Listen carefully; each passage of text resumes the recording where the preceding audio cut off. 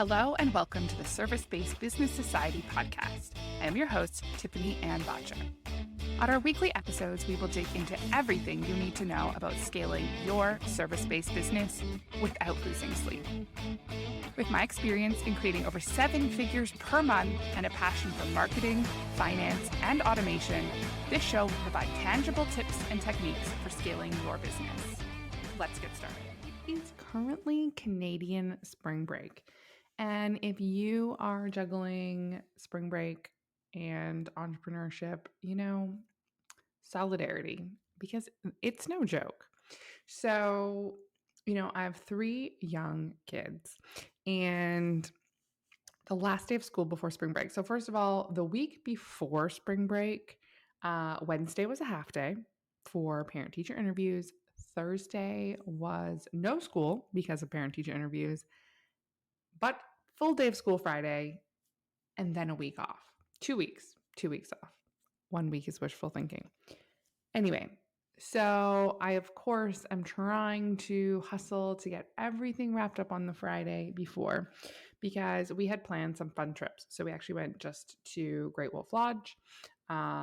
This most recent weekend, had an amazing time. If you have a Great Wolf Lodge in your area, we don't.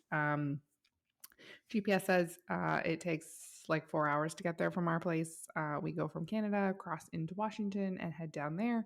By the time you stop at Target and, multiple bathroom stops and food and whatever else, it was plus the border lineup was like 7 hours to get there. And anyway, it's been a bit of a time. So originally we went and just planned like 2 longer weekends. For that last Friday was like essential to getting everything done that needed to be done. Of course, we're still open. We're still doing meetings. We're still carrying on. Like business does not stop for spring break. But I, of course, want to be present. It's always a juggling act between, being a good mom and being a good wife and managing the house and being a good business owner. We have had record-breaking sales the last couple of months. Things are going really well. I have some incredible clients, and you know what? It's like I'm not really interested in taking a spring break hiatus, but I do need to find that balance. That's what we're going to talk about in today's episode, is finding the balance in a way that feels good for everyone. Honestly, even just sharing this kind of on the podcast, it almost creates this piece where people don't want to ask you for something that they should ask you for because they're like, oh, but it's, you said it was spring break and you're with your kids and I don't want to bother you. And it's like, hey, no, I have a team. Like we have a plan. We have things going on. Like you can't not ask. When you work with someone very closely, they get to know you, there's this whole piece about, share your life and share your story and share your stuff on social media. But I have run into a couple of times, and I would like, super curious if you have run into this as well, where as people get to know you or your life or whatever piece that you're sharing, they start to use that to make decisions within your business relationship. And I've actually said a couple of times, like, hey, you can't use personal information to make business decisions. And so, if I go back to when I started my business and I was coming out of corporate and nobody knew anything, vulnerability was not a thing. Sharing your story was not a thing, not in the way that it is now. It was so different. I remember, I used to sit around the boardroom table, and I'll be honest, at that time, I was the only woman sitting at the table. And so often the men, now this is like, me reaching deep in and sharing this piece because I always found it a challenge. So often the men would talk about how they had these incredible wives that were just helping make things happen. Now, whether, this is not always going to be a man-woman relationship, this is an inclusive spot. But in this example, when people were sharing, these were men. I was the only woman. And, they were always talking about appreciated their wives who were at home making things happen. I had a couple of people I worked very closely with, and they had kids a little older than mine, but that were very, heavily involved in sports. Oh, yeah, yeah. Oh, the wife made an amazing dinner and, oh, yeah, couldn't do it without her. And, they knew that with 100% certainty, they could focus, keep their head in the game on work, that someone had it at home. And I can tell you this week, it hits hard for me because as a mom, there is a continual struggle between business, your passions, ambition, being a good mom, being a mom that you can be proud of, being a good wife, a good homeowner, and it even extends further than that into just being a good human for yourself. I actually, I went on a walk yesterday. We just experienced daylight savings time change, whatever it is, very recently. And so suddenly it's a little bit later at night. And so it was a super sunny evening. It was super, super cold. And I said to my husband, hey, I'm just going to go for a quick half-hour walk after dinner. And he didn't seem superly interested in going. And I was totally okay with it. I put my headphones in. I've been listening to audiobooks. And I just went for a little walk. And it felt so good to just do that for myself.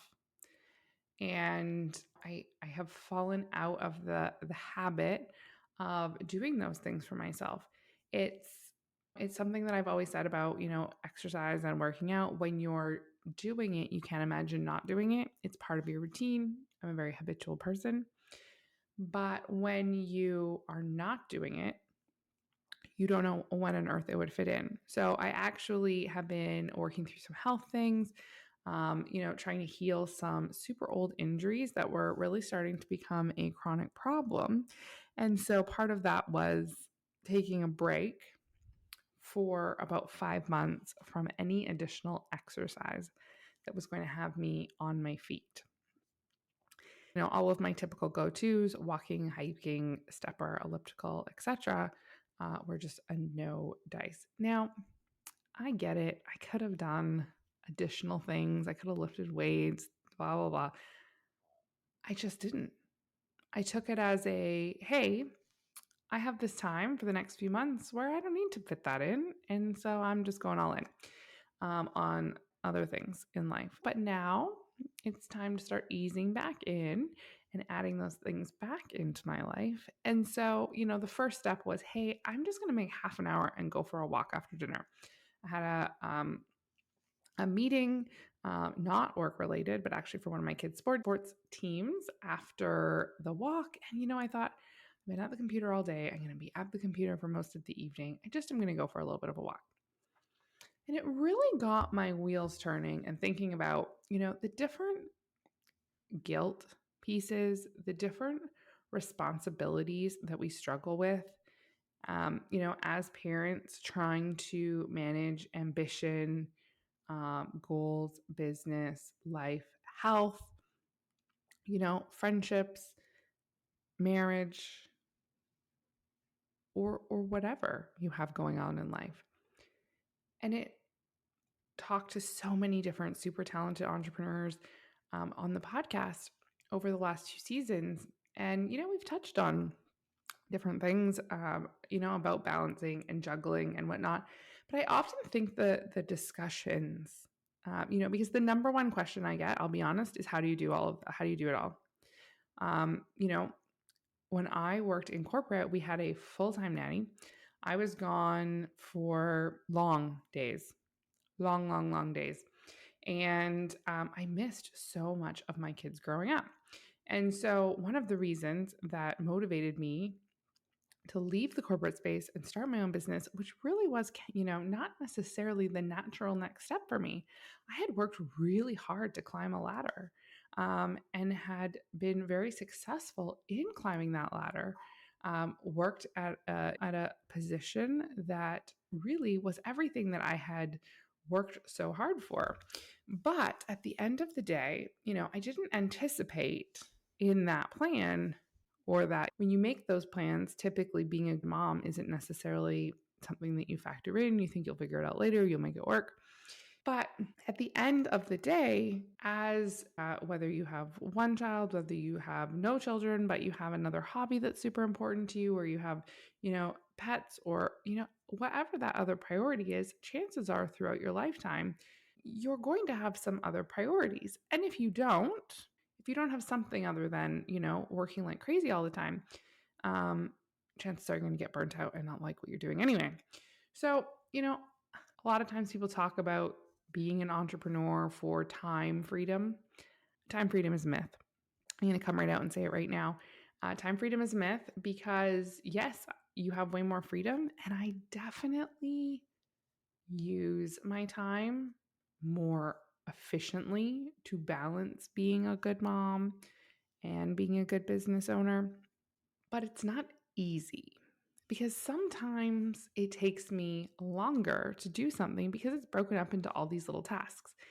Well, during school time, it's often a bit, in the morning, I drop my kids off at school, and then I do preschool drop off, and then I do preschool pickup, and then I do big kid pickup, and then we do sports and we do whatever. And it's so work and meetings and running the business is often squished in between those other things.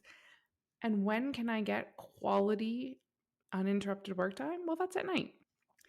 And so often we get this piece of, well, if you're going to be an entrepreneur, you're going to have all this time freedom. So, like I said, it's a myth. Yes, you are free to work all the hours you want. That's the time freedom. But there's been this rise in anti hustle culture. And I am a proud hustler. And I definitely do not subscribe to this anti hustle movement. And here's why. Every person that is now preaching the anti hustle hustled at one point. They earned their stripes and they built their business, their reputation, their services, their clients, their following, whatever it is. They didn't get there by accident. And if they did, it was luck.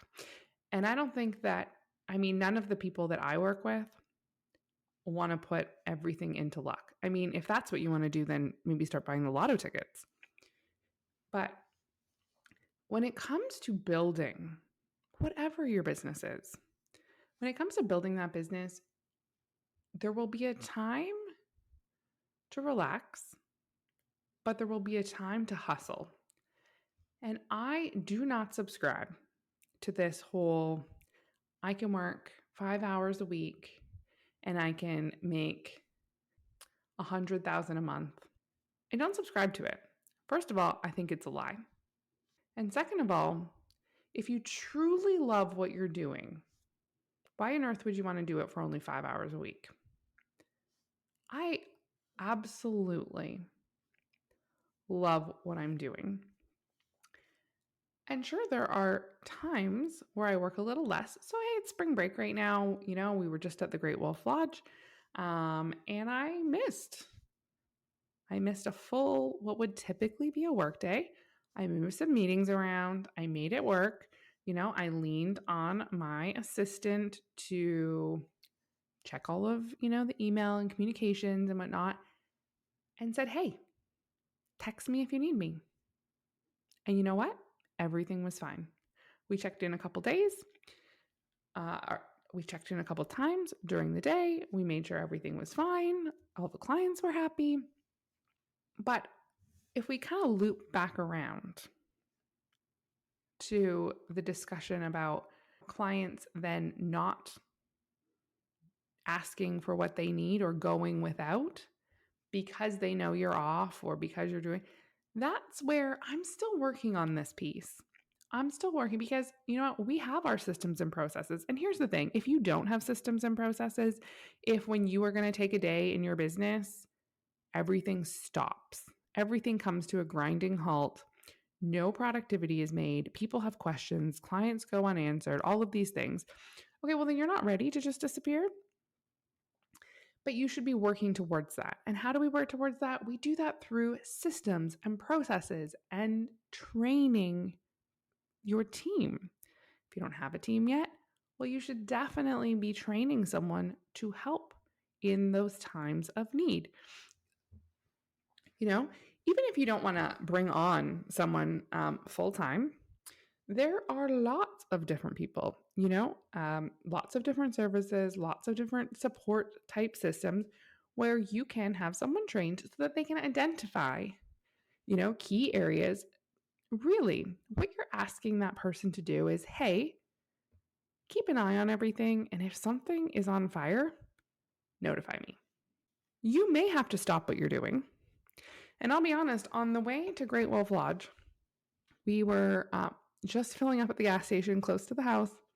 And in my mind, I had left my laptop at home. Last week, I had to go in and get my laptop repaired. And I hadn't even finished setting it back up again. I basically had to re-upload the whole operating system and whatnot. So nothing was on it. It was a blank. It's a MacBook Pro. So, when you get a new Apple device and you have to put in all your contact information, blah, blah, blah, to get it up and running. And I'm standing there and I'm thinking, we're only a couple minutes from home.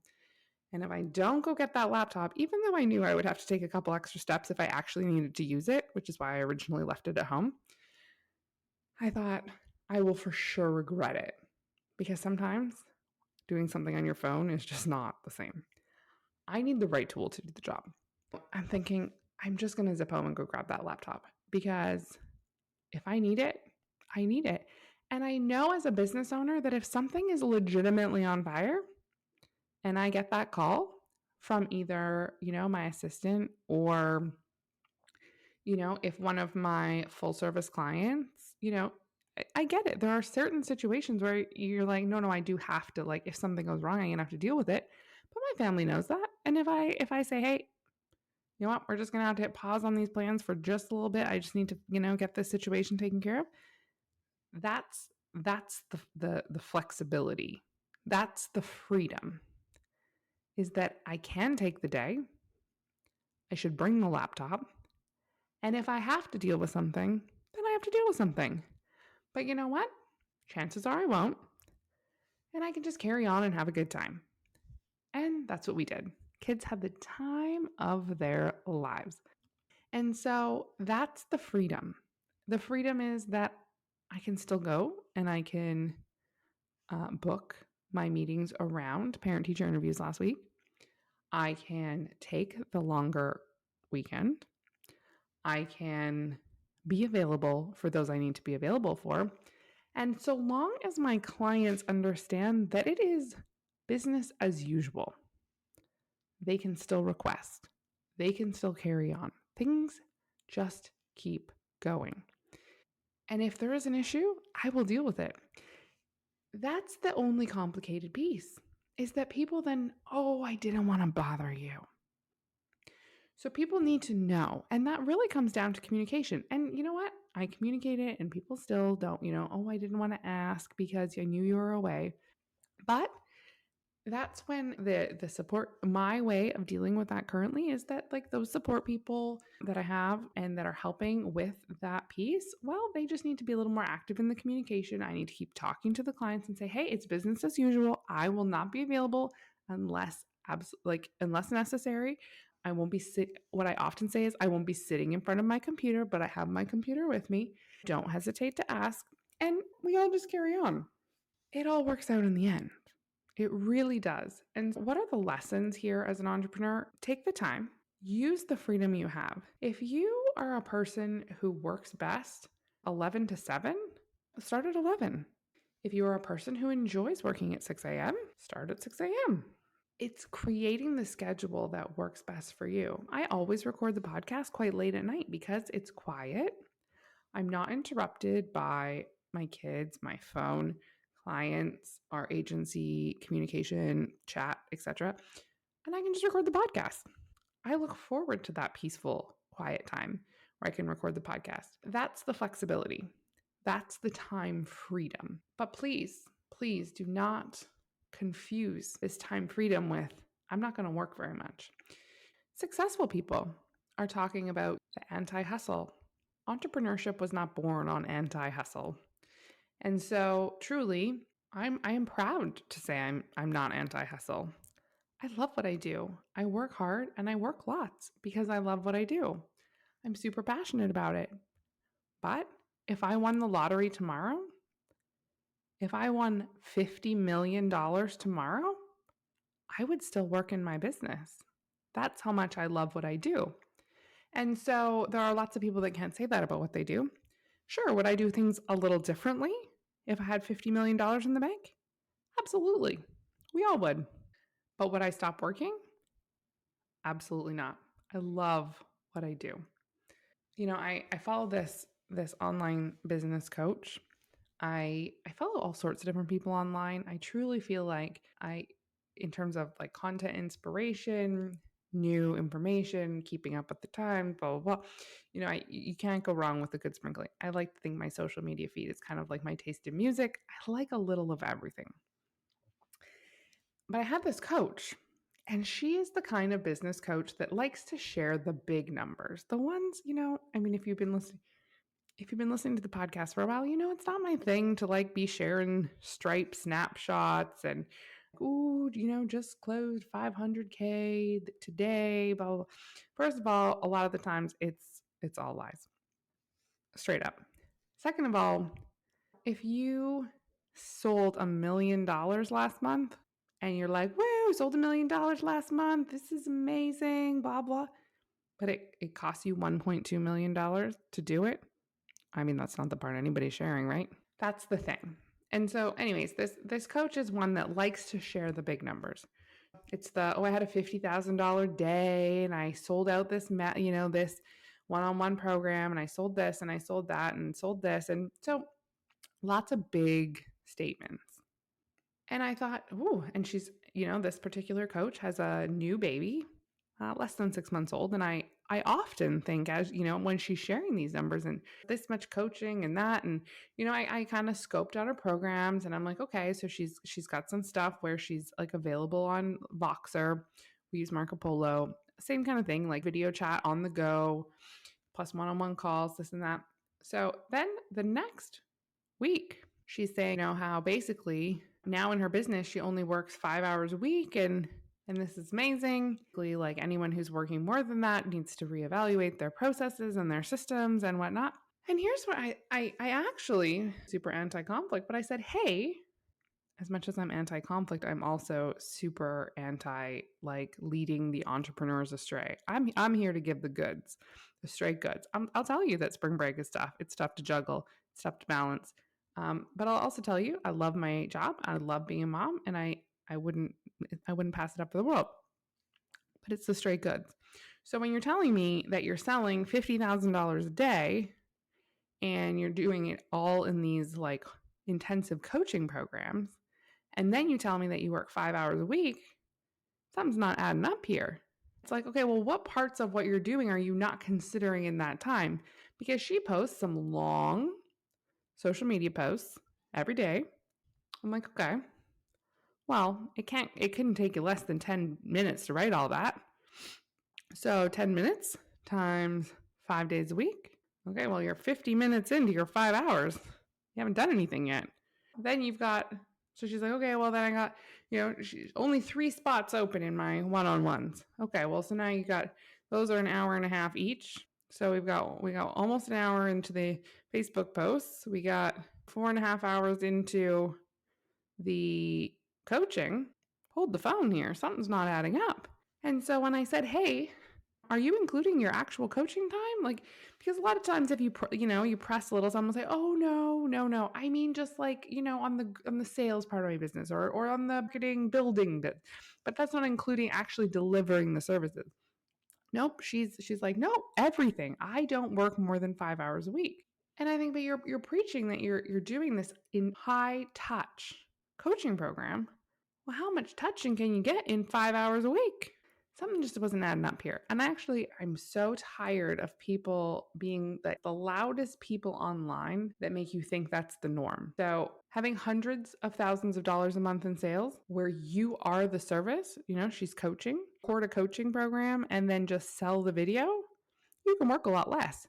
But she is selling high touch, one-on-one coaching programs. Well, if you're coaching more than 5 hours a week, how on earth are you telling me that you work less than 5 hours a week? It doesn't make sense. I'm the data and details person, and let me tell you, The data is not adding up on that. Even Gary Vaynerchuk, Gary V he's the first person I ever followed years and years ago when he was in his earning his stripes and hustle. He hustled hard, really hard. He hustled and was proud of it. Shared it all over his social media, running off 2 hours sleep, flying here, meeting there, doing this, closing that, selling this, making all this money, doing his thing, leading the people, fly to this event, speak here, go there. It was all part of his message. And now he is really changed his message. But I don't think that he would have the same platform if he hadn't put in the hustle. So it's not to say that you are going to have to hustle forever. And if you are anti-hustle and you're like, whoa, what is Tiffany-Ann talking about? I like all these people who are anti-hustle, and now she's telling me I have to work way harder than these other people. Everybody has different things. Everybody has different goals. That's the thing. Success looks like for each person is very different. It's why one of the questions I ask at the very beginning of any business relationship is, if we move ahead and this project is successful, December of this year, and you're reflecting back on the year and you're thinking, wow, that was amazing. That was so successful. What has happened? Like, what does success look like for you? Because it's different for every single person. Every single person success looks different for. And so it's why it's important, because I'm sure you can create success with less hustle. I'm sure you can. Lots of people are doing it. But how much success? For how long? What is that success? Is it the same? Is it the same as you would get, the same result you would get for a more hustle? I don't know. No one can say for certain. So I think the hustle piece, it's either it is you or it's not. Are anti-hustle? Well, I'm probably not the person to work with. But don't let that confuse you with, we want to do things the tough way, the hard way, the time-consuming way. No. We want to optimize. We want to ensure things are efficient. And we want to work hard. And we want to hustle. All of it just means we can scale the success more, faster, harder, longer, whatever the adjective is. It's just more. So I'm here to say I am not anti-hustle culture. I am a proud hustler. And you know what? Spring break is here. If you are a mom, I feel you. If your kids are on spring break, it's a juggling act. It's the juggle struggle, 100%. But you know what? We're all going to get through it. We're all going to keep growing and scaling our businesses. And we're going to enjoy the time freedom. That means that we can work when we need to work and have fun when we need to have fun. And it's all going to be okay, because my mantra for 2023, we're going to just keep going. Well, we are all out of time for today. If you guys have not joined the Service-Based Business Society Facebook community, make sure you head on over to Facebook and we can continue the conversation. Be sure to also follow the show by going to any podcast app and searching Service-Based Business Society. Click subscribe, click the 5th star, and leave us a written review. Have a great week, and we will see you soon.